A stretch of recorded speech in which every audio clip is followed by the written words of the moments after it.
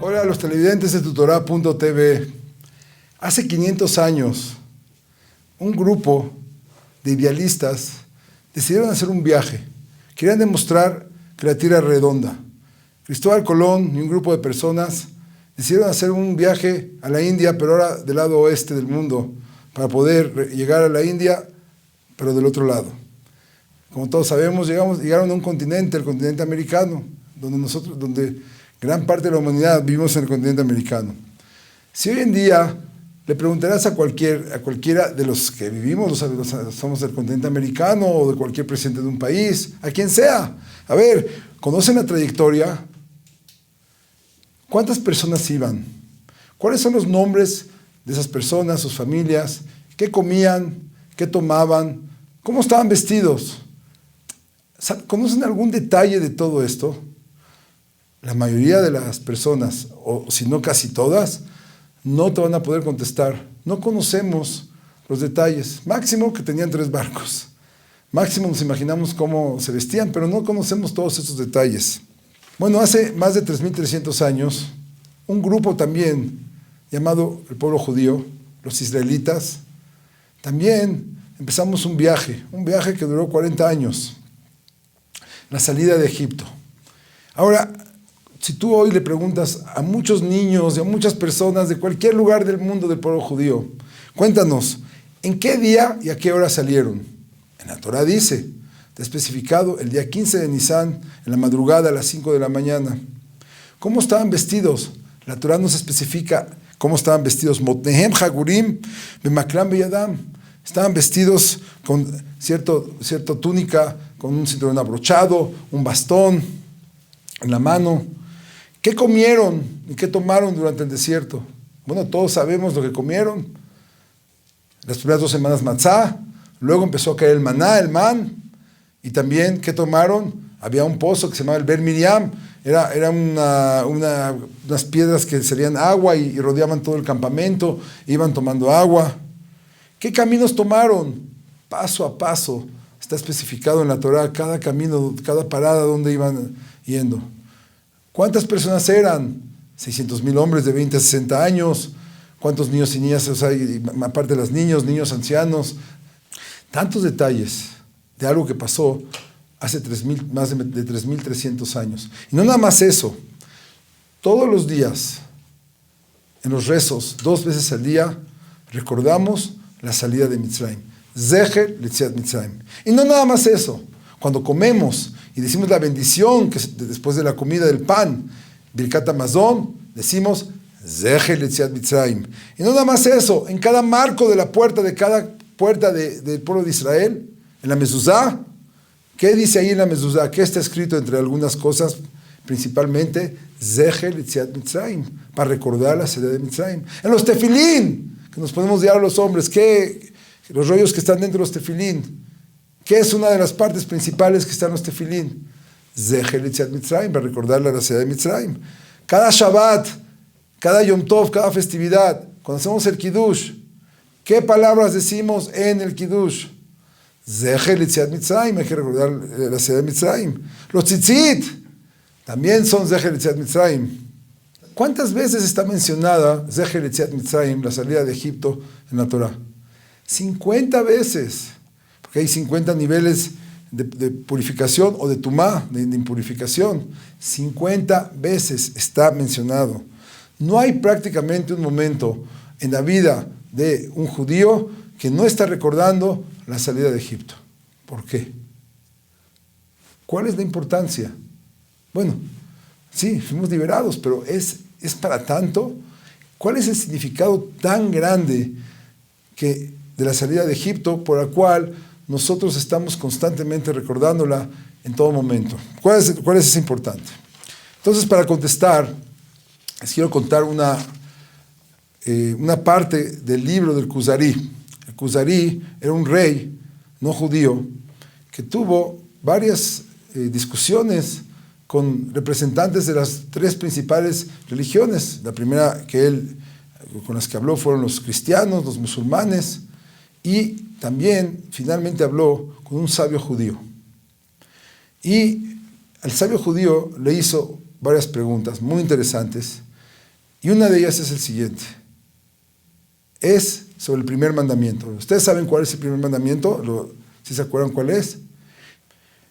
Sí, exactamente. Anoji Hashem Elokeja, yo soy tu Dios. Es la carta de presentación.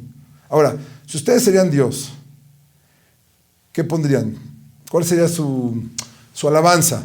Yo soy tu Dios, ¿qué? ¿Qué dirías?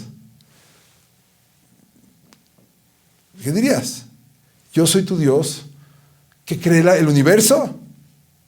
Así nos dice el primer mandamiento. Le pregunta al Kuzari, Madúa yijera kadosh baruj hu shemo al Israel, betam sheotziam mi Mitzrayim. Dice, yo soy tu Dios que te saqué de Egipto.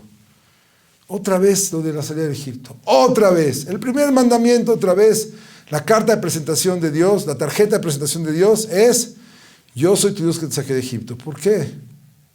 ¿Por qué no yo soy el que cree el universo? Eso le preguntó el Kuzari. Buena pregunta, interesante la pregunta.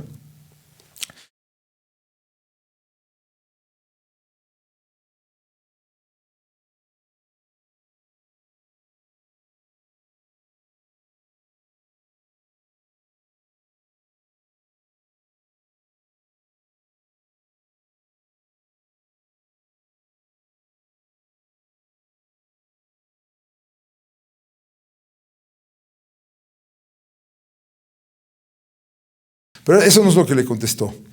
Él le contestó así.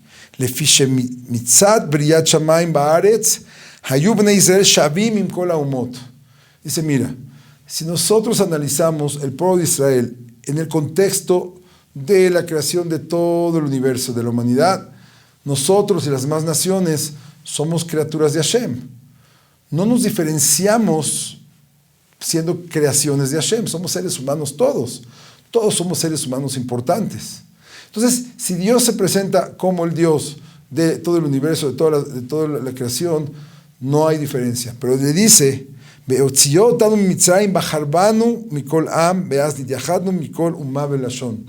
dice, mira, ¿cuándo fuimos oficialmente escogidos por Dios? ¿Cuándo Dios nos diferenció de las demás naciones y dijo, esta nación es diferente, esta nación es una nación que son mis hijos, que fue escogida por Dios, fue exactamente en la salida de Mitzrayim? Entonces, lo que Dios quería hacer en este primer mandamiento era decirnos cuál es la importancia de la salida de Egipto, en el cual oficialmente ante el mundo, el pueblo de Israel, fuimos escogidos como un pueblo que tiene una cercanía especial que se diferencia de los demás pueblos. Es llamado el nacimiento del pueblo de Israel. Rav Pinkus explica que hay Pesach, hay tres festividades, Pesach, Shavuot y Sukkot. Pesach es el nacimiento del pueblo de Israel, Shavuot es la Bar Mitzvah, cuando nos dio la Torah, y Sukkot es la Jupá, es donde nos metemos como marido y mujer. Dios le dijo a la humanidad, el pueblo de Israel son mis hijos, los he escogido. Y por ser el nacimiento, entre paréntesis, todos dicen, bueno, ¿por qué no podemos comer hametz? Saben que no podemos comer nada de productos que tengan levadura, solamente matzá, porque tiene que estar esterilizado. Es nuestro nacimiento, esterilizado de todo el mal, el Yetzer Hará. Es como cuando uno nace, que estamos apenas en el punto más puro de cuando estamos en toda nuestra vida. Pero yo les quiero hacer una pregunta, de verdad, una pregunta con toda confianza. ¿Por qué nos escogió Dios? ¿Por qué nos escogió? ¿Que nuestra sangre es más azul que las demás naciones? ¿Cuál es el motivo? ¿Cuál es el mensaje que Dios nos escogió? Y es un mensaje que lo decimos con orgullo. O sea, es sabido en el mundo. El pueblo de Israel es el pueblo escogido. Pero ¿por qué nos escogió? Como todos sabemos, Adán y Javá tuvieron el gran error, que no voy a explicar ahorita, es algo muy profundo, de haber traspasado la voluntad de Dios cuando comieron el famoso árbol prohibido. Pero en resumen, ¿qué pasó? Algo muy simple. Ellos le dieron realidad al mundo físico al haber comido ese árbol. Antes ellos eran seres espirituales que tenían contacto con el mundo físico, pero después le dieron realidad. Nos bajaron a sentir el mundo físico. Imagínate que alguien te mete dentro de un león y tú empiezas a sentir lo que el león siente. El hambre del león, las ganas de matar del león. Y dices, bueno, ¿qué hago aquí adentro? Eso es lo que ellos provocaron. Entonces, el bajón que le dieron a la humanidad hicieron que todas las familias y los descendientes de ellos empezamos a bajar nuestro nivel y empezamos a sentir que la realidad es el mundo físico y empezamos a alejarnos del mundo espiritual, a desconectarnos de Dios. Es donde empezó la idolatría, etcétera, etcétera, etcétera. Entonces dice el Ramjal que de todas maneras Dios en su misericordia siempre le dio la oportunidad a la humanidad de volver a regresar y poder ser esas raíces de esos árboles al nivel de Adán. Y le dio un tiempo definido a la humanidad para poder lograrlo. Este tiempo duró casi 2000 años. ¿Saben en qué año nació Abraham Avinu? Abraham, nuestro patriarca. Nunca se les va a olvidar. ¿Cuándo es el año que se fundó el Estado de Israel? ¿En qué año? Exactamente, 1948. Bueno, exactamente 1948 años después de Adán, nació Abraham. Ese era el tiempo, aproximadamente 2000 años, era el tiempo que Dios había determinado para que las raíces, o sea, las personas, los patriarcas de las diferentes naciones, ellos puedan ser las raíces del futuro de las familias y de los grupos y de las naciones que van a recuperar la misión de la humanidad, la misión espiritual de conexión de Dios, de traer Dios al mundo en que vivimos. Y terminó el tiempo y el único que había llegado, la única raíz que se había elevado, que había tenido una conciencia de la misión del mundo, el único que empezó a analizar y se concientizó que existe un Dios, que existe un propósito en el mundo y que quiero ser partícipe en esa misión, fue Abraham. Y ahí es donde se cerró la época de el libre albedrío de escoger llegar a ser los mensajeros de la rectificación de lo que hizo Adán. Entonces ahí dice el Ramjal, las demás naciones, cada una en su nivel, se quedó también como una raíz de las cuales iban a salir sus frutos, pero cada una y una, de ahí en adelante, iba a ser una nación de acuerdo a su nivel en el que habían logrado. De ahí sabemos que tuvo a su hijo Isaac, a su hijo Jacob, de Abraham tuvo que haber una separación de Ismael, de Isaac tuvo que haber una separación de Isaf, después Jacob tuvo sus 12 hijos, de ahí se creó la nación del pueblo de Israel. Entonces, explica el Maharal Miprag que básicamente Abraham Avinu, en su nivel tan grande que tenía, había algo que rectificar, porque siendo que la raíz todavía hay algo que se tiene que rectificar, algo todavía en la emuná, en la conexión con Dios, necesitaba pasar el pueblo de Israel por una subyugación a otra nación para que a través de eso puedan recuperar su confianza y su cercanía con Dios, que Abraham en su nivel pequeño, un nivel que tenía un pequeño alejamiento de Dios a su nivel, que eso lo tenía que rectificar. El pueblo de Israel, a través que sus hijos iban a tener que pasar por una opresión, por una esclavitud. Bueno, pero ¿por qué tuvo que ser en Egipto? ¿Por qué en Egipto? En verdad, no tenía que haber sucedido en Egipto. Esto podría haber sucedido de cualquier forma hasta donde estaban. Sin embargo, como todos conocemos, de los 12 hijos de Jacob, hubo las envidias que tuvieron sus hijos de Jacob de Yosef, y Yosef fue vendido por sus hermanos y justamente terminó en Egipto. Y saben toda la historia que Yosef, después de 12 años de estar en la cárcel y supo interpretar los sueños, Hashem hizo que Yosef se convirtiera en el virrey de Egipto, y eso conllevó a que toda su familia, en total 70, bajamos a Egipto pensando que vamos a llegar a Egipto de una forma temporal, y así el pueblo de Israel empezó a crecer, y empezamos a vivir en diferentes lugares de Egipto, a relacionarnos con el pueblo egipcio, empezar a asimilarnos.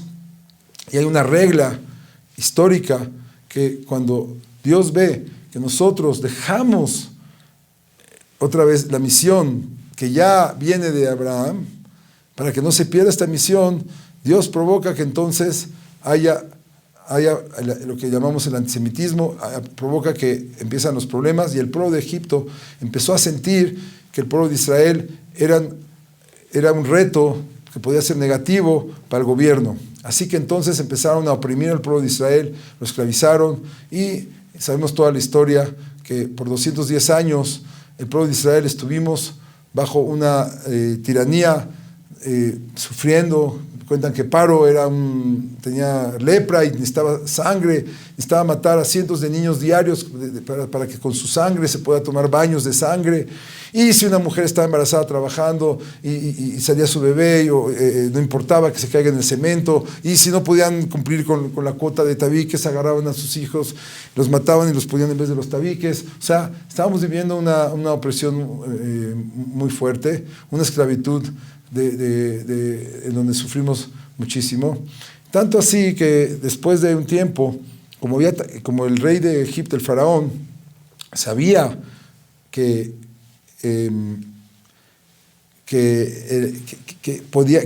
según los astrólogos iba a nacer el salvador del pueblo de Israel, Moisés, y no sabía cuándo, él decidió que todos los niños varones del pueblo de Israel tienen que ser matados. Y así los estaban matando, los tenían que echar al río. El día que iban a nacer Moshe Rabbeinu, Moisés, era un día que no nada más aventaron a los niños judíos, sino hasta los niños no judíos los aventaron al río. Y conocen la historia famosa de cómo Miriam agarró a Moisés, lo puso en una canasta. Y justo eso sí vale la pena mencionar. Algo tan interesante. Total, pone a Moisés en el río como lo tenía que hacer, esa era la ley. Y justo la hija del faraón, ese día va al río. La Torah le llama Batia, la hija de Hashem, porque Midrash dice, tú agarraste a mi hijo y lo trataste como tu hijo, tú ahora vas a ser mi hija. Bat, Yudkei, Bat Hashem. Entonces ella encuentra a Moisés, a un bebito, y busca una mujer para amamantar a su bebé. ¿Y a quién se la da? Por 24 meses, la mamá de Moisés, su misma mamá, Yochebed, amamanta al bebé. Y entonces, ¿qué creen? ¿Dónde creció Moisés? ¿Dónde creció Moshe Rabbeinu? ¿Dónde creció? En los pies del faraón, le decía cuchi cuchi. Moshe Rabbeinu jugaba con él. En su propio palacio, el propio faraón, cuando Dios quiere que pase algo, aunque el ser humano quiera al revés, así pasa. Y total, ustedes saben la historia que después que creció Moisés, salió a ver cómo estaban sus hermanos. Él tenía la conciencia que era judío, hasta que una vez vio cómo había la opresión. Había habido ahí uno de los policías egipcios que le gustó una de las esposas de los judíos. Fue y en la noche sacó al marido de la casa, entró y tuvo relaciones con ella. Desde entonces él le pegaba y le pegaba y le pegaba al marido. Dicen los Jamim que ella no supo ella pensaba que era su marido que estaba regresando a la casa. Total, finalmente Moisés tenía el sentido de la justicia, y como saben todos, cuando vio cómo estaba él tratando al otro judío, lo mató al egipcio. Se enteraron en el gobierno, le iban a hacer un juicio, Moisés se escapó. Bueno, nos cuenta la Torah cómo llegaron con el faraón, Moshe y Aarón, su hermano, un palacio impresionante, con puertas secretas. ¿Dónde creció Moshe Rabbeinu? En ese palacio, lo conocía. Llegó con él, llega con el faraón, dice, soy el representante del pueblo hebreo, y Dios me manda, saca a mi pueblo para que me puedan servir. Dice, ¿quién es este Dios? Yo no lo conozco. Dios de los hebreos es viejo, es joven, tiene ciudades conquistadas. ¿Qué ha hecho? No sabemos mucho de él. ¿Dónde está? Dice, es una mentira, vete de aquí. Bueno, después regresan otra vez Aarón, como todos conocen, con su bastón, y Aarón echa su bastón, se convierte en serpiente. Dice Paro, nos van a enseñar magia aquí en el país de las magias, de las maravillas. Y ellos también tenían magias. Agarraron sus magos y también agarraron unos palos y los convirtieron en serpientes también. Claro, ahí era diferente, ahí eran unas serpientes que eran unas pieles donde adentro había unos niños que se movían para que se vean como las serpientes.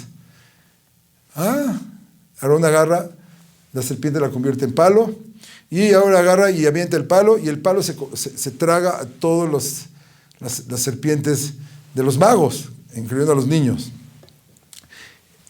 Qué buen mago, pero aquí no queremos magos. Total, sabemos que Dios decidió que la forma de poder lograr convencer al faraón y también darle una clase al pueblo de Israel de cómo Dios interviene en el mundo, eso fue a través de las 10 plagas. Y como nosotros sabemos la historia de las 10 plagas, que cada una de ellas nos fue llevando a darnos el mensaje que necesitamos aprender, que tuvimos que aprender en nuestra vida.